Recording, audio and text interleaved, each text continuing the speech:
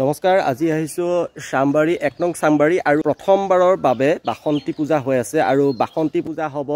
অহা ৩ এপ্ৰিল তাৰিখৰ পৰা ৭ এপ্ৰিল তাৰিখলৈ আৰু বাসন্তী পূজাৰ নিমন্ত্ৰণ সব ৰাইজক লংকাবাসী সবক আজি এপ্ৰিলৰ ৩ তাৰিখৰ পৰা ৮ তাৰিখলৈকে লংকা সামবাৰীয়া এটো বাসন্তী পূজা প্ৰথম ওপেনিং কৰা হৈছে সবে আহিব আগতে ইয়াত বাসন্তী পূজা হোৱা নাছিল নহয়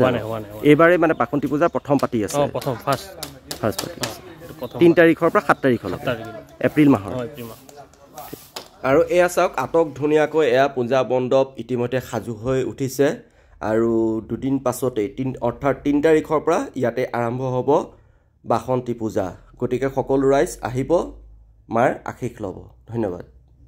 এই সামবাৰীৰ এক ইতিহাস আছে আৰু এই ইতিহাস আমি জানিব পাৰিছো এই কিতাপখনৰ যোগেদি আৰু এই কিতাপখন লিখিছে ৰাম নিবাস পাণ্ডে ডাঙৰীয়াই এজন সাংবাদিক তথা লংকাৰ স্থানীয় এজন সংবাদদাতা আৰু তেওঁ এই কিতাপখনতে লিখিছে ১ নং সামবৰীয়াৰ যি ইতিহাস সেই বিষয়ে এই কিতাপখনতে লিখা আছে কিছু কথা মই অকমান পঢ়ি দিছো ১৯৮৮-৮৯ চনত কোনো দিন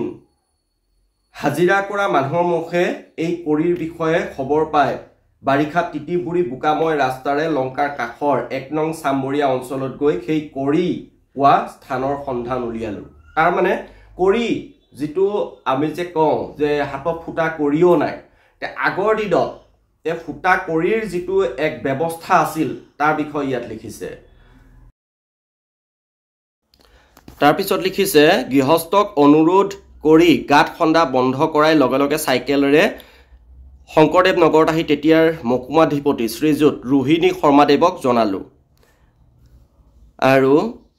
মকুমাধিপতিয়ে মোৰ নাম ঠিকনা লিখি ডিসেম্বৰ মাহৰ বাৰিষাত তিতিবুৰি আহি ঠাণ্ডাত এইদৰে খবৰ দিয়া বাবে মোক ধন্যবাদ জনালে সেই জীপত উঠি মই ১ নং সামবাৰীত সেই মাটি খন্দা স্থানলৈ গলো আৰু সেই গাঁৱত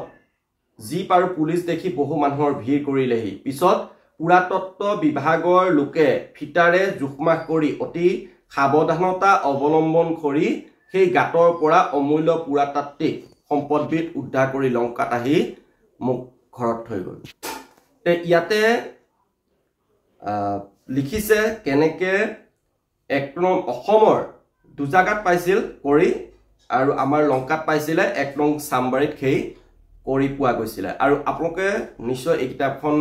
পঢ়িব খুব সুন্দৰভাৱে ইয়াত কিছুমান বস্তু লিখা আছে আৰু এটোও লিখা আছে কেনেকৈ লংকাত প্ৰথম